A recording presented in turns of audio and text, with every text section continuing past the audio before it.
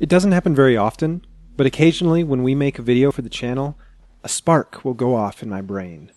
A little kernel of excitement. Interest in that particular game becomes so great that I actually have to go home and play it for fun. Weird, right? Gaming for fun, but it happens.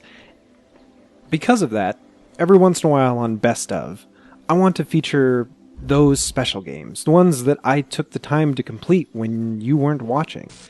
There are some great ones, and this week on Best Of, we're starting with the Talos Principle. Round 1, fight!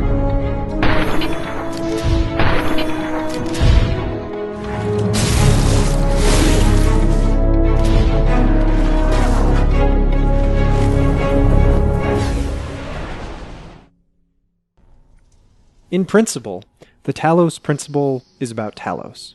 No, it isn't. I just really wanted an excuse to say that ridiculous sentence. It's actually a first-person puzzle/adventure game, similar to Portal.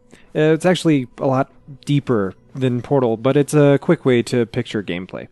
You travel from large hub world to smaller hub worlds, solving puzzles in different environments while being talked at from above by a powerful, godlike voice, and piecing together the game's story.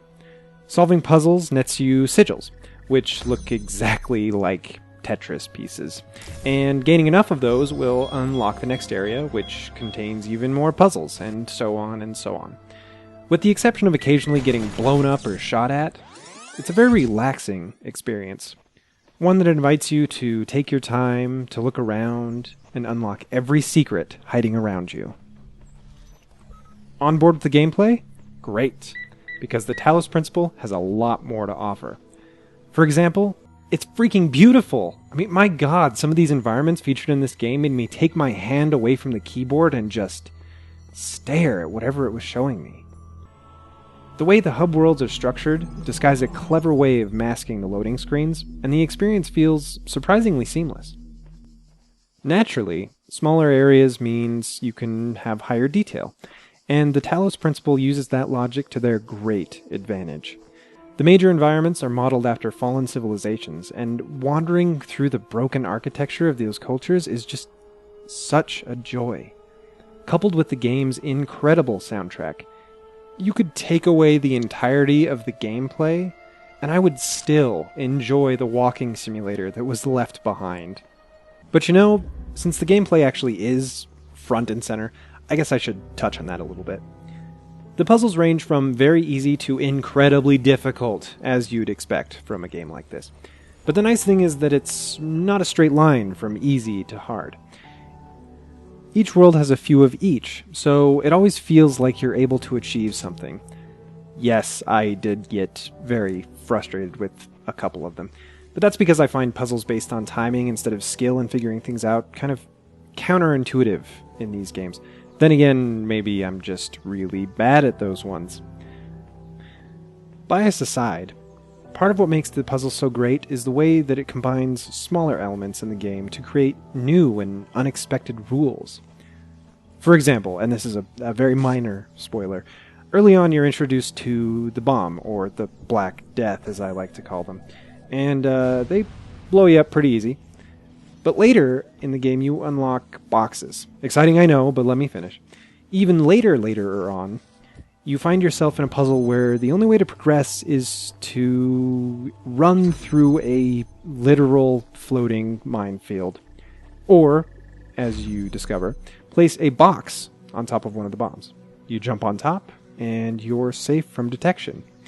There are a ton of other mechanics that interact with each other as the game progresses, so you always feel like you're encountering something new. Nothing ever feels recycled. It's always just combining to make new parts, which I guess is kind of the definition of recycling. Anyway, it's great.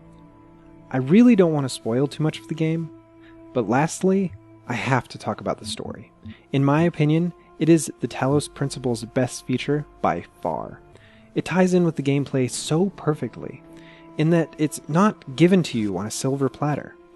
I'm convinced that you could run from puzzle to puzzle, never accessing these terminals or listening to the voices around you, and you'd finish the game and have a pretty nice experience.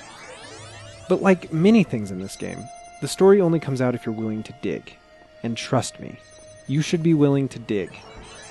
Never before have I played a game that made me question my own morality, my own views on what it means to be human. See, from the game's first few minutes, you're able to tell that something has gone very wrong at some point. For one thing, you're a robot stuck in the middle of nowhere, but there are messages left behind by other robots, and semi-corrupted files from college lectures, emails, and internet blogs available to read on weird computers placed throughout these islands.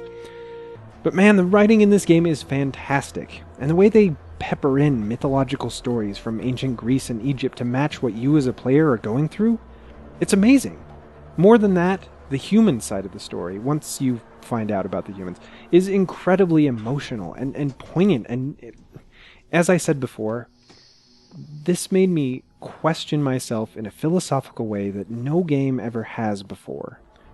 It's one of my favorite stories ever told in gaming, because it wasn't like watching a movie where you get attached to the characters. It was questioning you. It made it personal, and it was something, like I said, that I've never seen before. So, solely for the story, I would recommend this, but there is so much more to love. So is the Talos Principle that good, or am I just gushing over a game that appeals to me? From what I've read online, it's just that good. If you liked Portal and you want more of an intellectual push in your games, give this one a try. Even if you skip over the story altogether and you're just in it for the gameplay and the striking visuals, it's fantastic. Oh, and the new story DLC might actually be out by the time this video is online, so it's a perfect time to give the Talos Principle a shot. Till next time, everybody.